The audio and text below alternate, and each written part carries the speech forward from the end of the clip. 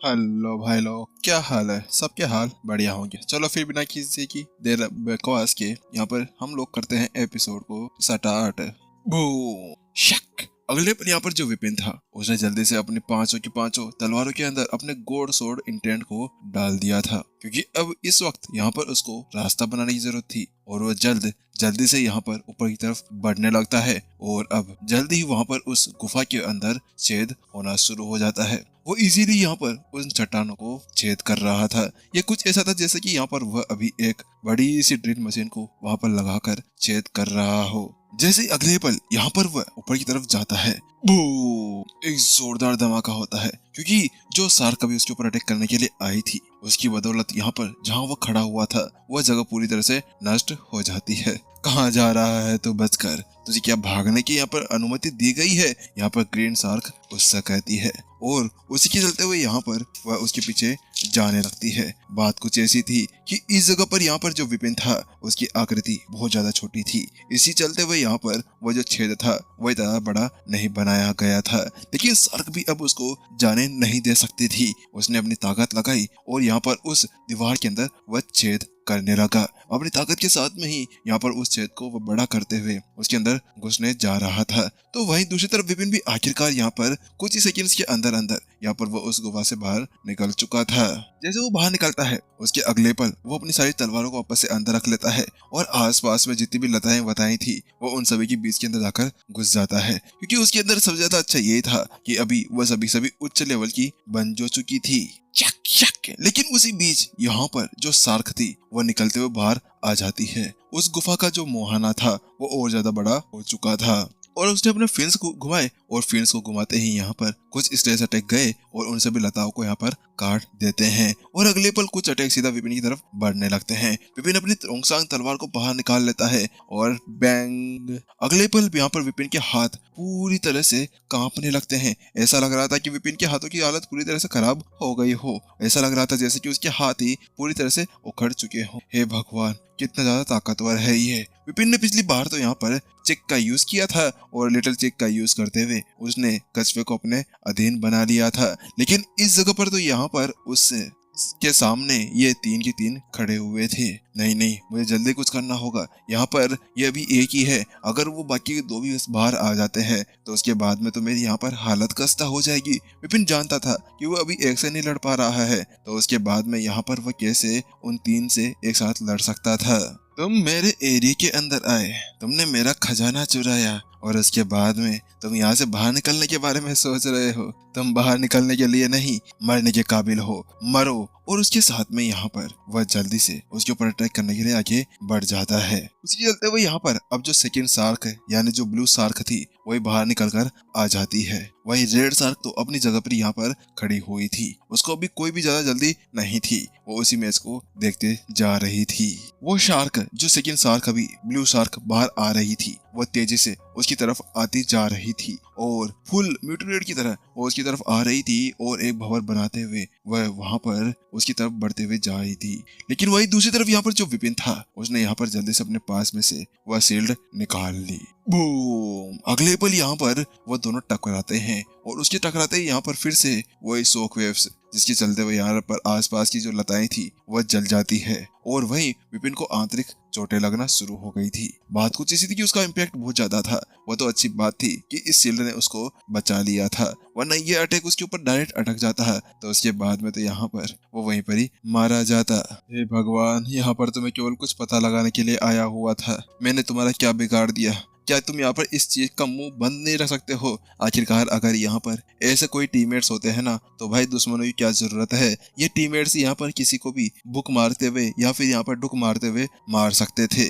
ये कमीना चिक, इसको एक बार बाहर निकालने थे फिर बताऊंगा मैं। बस एक बार मैं यहाँ से बाहर तो निकल जाऊं पहले। वहीं दूसरी तरफ क्या अर्ध दिव्य कलाकृति, उसकी तरफ यहाँ पर जैसे ही वो शार्क देखती है तो उसके बाद में उसकी आंखें चमक जाती है, क्योंकि वास्तव में यहाँ पर अब खून की बूंद उसके कोई भी काम में नहीं आने वाली थी, क्योंकि पहले से वो अर्ध दिव्य के ऊपर पहुंच गए थे। अब उसके ऊपर यहाँ पर वो खून की बूंद कोई काम की तो नहीं थी, लेकिन अब यहाँ पर उसकी जब नजर पड़ती है तो उसके साथ वो देखता है तो वो पाता है कि उसके सामने अभी यहाँ पर वह हथियार आ चुका था। अगर वो हथियार उसके हाथ के अंदर लग जाता है तो उसके बाद में फिर से यहाँ पर उसकी जो पावर थी वो बेइंतहा बढ़ जाएगी। बेतहा से उसकी जो पावर थी वो बूस्ट अप हो जाएगी। ये हथियार मुझे दे दो, इतना कहने के साथ में वो जल्दी से उसकी तरफ बढ़ने लगता है।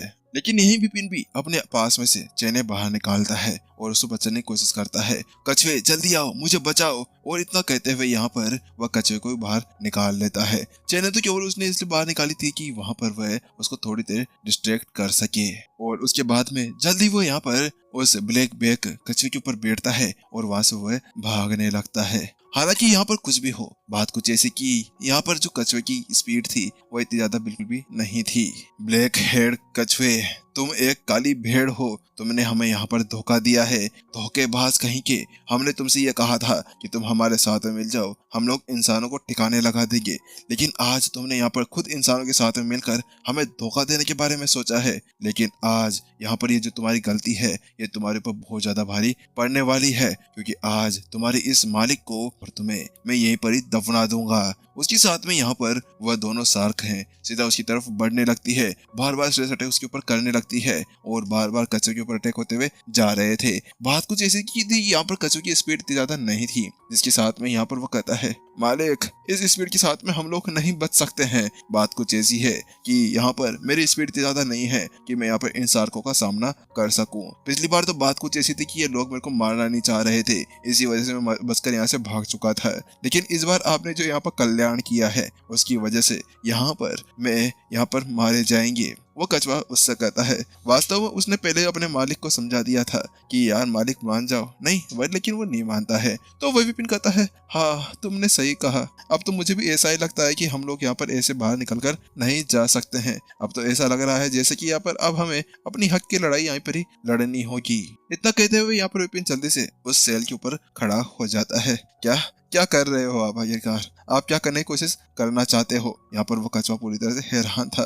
पहले तो उसने अपने मालिक को समझाया था कि अरे मालिक यहाँ पर जाना एक खतरे की घंटी को बजाने जैसा है, क्या आपको वहां जाकर अपनी कब्र खुदवानी है? नहीं, लेकिन ये नहीं माने, यहाँ पर आ गए और अब पता नहीं एक बेगी बेगी सी बातें यहाँ पर ये करते जा रहे हैं। वही विपिन कहता है, अरे ज्यादा कुछ नहीं, बात कुछ ऐसी कि ऐसे तो हम लोग यहाँ से निकलकर जा नहीं सकते हैं कहाँ पर, तो हमें खुद यहाँ पर कुछ ना कुछ करना होगा। आखिरकार हम लोग ऐसे तो यहाँ से बचकर नहीं जा सकते हैं। तो वही कछुआ कहता है, अच्छा ठीक है मालिक, अगर ऐसी बात है तो फिर यहाँ पर मैं उन दोनों में से एक को पकड़ सकता हूँ और उससे लड़ सकता हूँ। तो वही विपिन कहता है, हाँ हाँ ये ठीक रहेगा, एक काम करो, तुम एक को यहाँ पर थोड़ी देर उलझा कर रखो, मैं उनमें से एक को यहाँ पर ठिकाने लगाता हूँ, उसके बाद में वो दो बचेंगे तो उसके साथ में हम उनसे लड़ सकते हैं। उसके बाद में यहाँ पर कछुआ भी जल्दी से अपने आप को सेल के अंदर घुसाता है और तेजी से एक शार्क की तरफ बढ़ने लगता है। तो वहीं दूसरी तरफ विपिन भी यहाँ पर अब एक शार्क से लड़ने के लिए तैयार हो चुका था। विपिन फिर से यहाँ पर अपनी उन जंजीरों को बाहर निकालता है और उनका कंट्रोल करते हुए सीधा उस शार्क की तरफ भेज देता है। लेकिन शार्क भी यहाँ पर उनको डोज करते हुए सीधा उसकी तरफ बढ़ने लगती है, अपना बड़ा सा मुंह खोलते हुए। लेकिन उसी बीच यहाँ पर विपिन जल्दी से अपने पास में से उच्च अमर की एक कठपुतली को बाहर निकाल लेता है। क्या तुम्हारे पास में ये सब कुछ भी पड़ा हुआ है? लेकिन ये तो मेरे खाने के लायक है, थैंक यू। वैसे मेरे को बहुत ज्यादा भूख लग रही थी। जैसे शार्क ने देखा कि यहाँ पर विपिन ने अभी भी क्या हरकत की थी तो उसके साथ में बड़ा खुश लग रहा था। अरे अरे खाना मत, वो कोई खाना नहीं है। तो वहीं दूसरी तरफ विपिन अपना सर पकड़ लेता है, हे भगवान, यहाँ पर मैंने इसको तोड़ना कहा था इसको खाने के लिए, अब मुझे नहीं पता भाई। तो वहीं दूसरी तरफ क्या क्या कहा? लेकिन उसी बीच बूम, अगले पल यहाँ पर जो शार्क था उसके अंदर एक जोरदार धमाका होता है। उसका पेट एक पल के लिए तो फूलता है, लेकिन उसके बाद में यहाँ पर उसके दांत निकलकर बाहर आ जाते हैं और अब उसके मुंह के अंदर दो खिड़कियां बन चुकी थी। तुम्हारी इतनी हिम्मत कैसे हो गई? मेरे दांत यहाँ पर मैं बोखड़ा हो गया। अरे मेरी शादी नहीं हुई, क्या मेरे को बोखड़ा बनाकर तो किसी के साथ में भेजना चाहता है? आज तेरी इज्जत यहीं पर मैं नीलाम कर दूंगा, तेरे को नंगा कर यहाँ से भगाऊंगा। उस शार्क का गुस्सा यहाँ पर बढ़ जाता है। तो वही दूसरी तरफ धत तेरी की ये क्या है? विपिन को तो यहाँ पर शौक के मारे मुंह फटा का फटा रह गया था, क्योंकि अभी उच्च अमर की एक कलाकृति सीधा उसके मुंह के अंदर जाकर फटी थी। लेकिन वास्तव में उस शार्क को अभी तक कुछ नहीं हुआ, वह तो उसके ऊपर अटैक करने के लिए तैयार बैठी हुई थी। बस टूटे तो क्या, अरे उसके केवल दांत टूटे थे। अरे भगवान, आखिरकार यहाँ पर अगर दांत भी टूटते ना तो कम से कम इसको गुस्सा तो नहीं आता, लेकिन अब इसको गुस्सा और आ चुका है। विपिन की तो यहाँ पर अब फटकर चार हो गई थी। नहीं, अब ये नहीं चलने वाला। अब तो मुझे लगता है कि अपनी बेइज्जती करवाते हैं ना, यहाँ पर अपने क्लोन को बाहर निकालना होगा। होगा, क्योंकि वही है जो इसको संभाल सकता है। इतना सोचते हुए विपिन यहाँ पर बस उसको बाहर निकालने ही वाला था कि अचानक से रुक जाओ, बूम! एक जोरदार धमाके के साथ में ही एक सोनिक बूम गूंजता है और एक आवाज पूरे एरिया के अंदर फैल जाती है। उस आवाज को सुनते ही यहाँ पर जो दोनों शार्क थी वो अपनी जगह पर रुक जाती है और उसके साथ में वह उस आवाज की तरफ देखते हैं तो पाते हैं कि यहाँ पर जो रेड शार्क थी वो यहाँ पर उनको देख रही थी। बड़े भाई, आप ये क्या करने की कोशिश कर रहे हैं? आपको पता है ना कि इसने हमारे यहाँ पर खजाने को चुराया है और इस जगह पर आकर इसने देखो मेरे को चोट पहुंचाई है। अब हम इसको यहाँ पर नहीं छोड़ सकते हैं। इन इंसानों के अंदर हिम्मत बहुत ज्यादा ही बढ़ चुकी है, हमें इसको यहाँ पर मारना होगा। यहाँ पर वह जोर से चिल्लाते हुए कहता है, हाँ हाँ बड़े भाई, ये वास्तव में सही कह रहा है, मैं भी इसके साथ में सहमत हूँ। इस तुच्छ इंसान के साथ में हमें जाने की कोई भी जरूरत नहीं है, अपना मुंह बंद करो। अगले पल फिर से एक और सोनिक बूम गूंजता है और उसके साथ में ही पानी तहलका मच जाता है और वह शार्क उनको ऐसे देखने लगती है जैसे कि उनको वह खा जाएगी। उसकी आवाज सुनते ही यहाँ पर वह लोग पूरी तरह से सन्न रह जाते हैं। वहीं दूसरी तरफ वो जो शार्क थी वह विपिन को ऊपर से नीचे तक देखने लगती है। तो वह विपिन के तो रोंगटे खड़े हो गए थे जब वह शार्क उसको देख रही थी। ये क्या करने की सोच रही है। उसी बीच यहाँ पर जो वह शार्क थी वह तेजी से विपिन की तरफ बढ़ते हुए आती है और उसके सामने आकर बो डाउन करते हुए कहती है, ये शार्क अपने मालिक को यहाँ पर सम्मान देते हुए। जैसे यहाँ पर वह ये करता है तो बिना की सस्पेंस के एपिसोड भी खत्म हो जाता है। चलिए नेक्स्ट एपिसोड के अंदर मिलते हैं और देखते हैं कि आखिरकार ये शार्क को क्या हो गया भाई। अचानक से सस्ते नशा कर लिया क्या भाई इसने। चलो इसका पता तो नेक्स्ट एपिसोड के अंदर चलेगा। जब तक के लिए सायोनारा, टाटा, बाय बाय।